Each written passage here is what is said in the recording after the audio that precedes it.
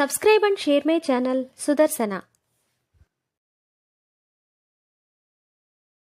శ్రీ గురుభ్యో నమః. శ్రీ శివమానస పూజా స్తోత్రము.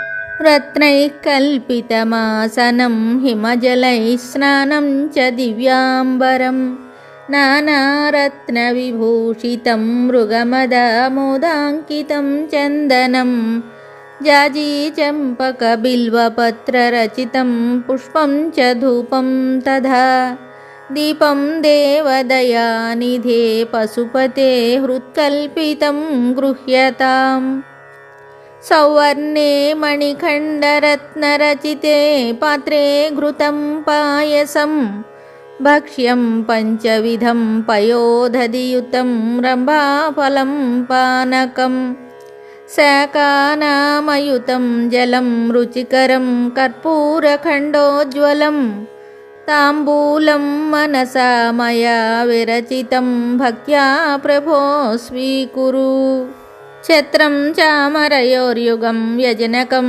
చాదర్శకం నిర్మలం వీణాభేరి మృదంగకాహళకలాగీతం చ నృత్యం తథా సాష్టాంగం ప్రణతిః స్తుతిర్బహువిధా హేతత్ సమస్తం మయా సంకల్పేన సమర్పితం తవ విభో పూజాం గృహాణ ప్రభో ఆత్మా త్వం గిరిజామతిః సహచరాః ప్రాణాః శరీరం గృహం పూజా తే విషయోపభోగరచనా నిద్రా సమాధిస్థితిః సంచారః పదయోః ప్రదక్షిణవిధిః స్తోత్రాణి సర్వా గిరో యద్యత్ కర్మ కరోమి తత్తదఖిలం శంభో తవారాధనం కరచరణకృతం వా కాయజం కర్మజం వా శ్రవణనైనజం వా మానసం వా పరాధం విహితమవిహితం వా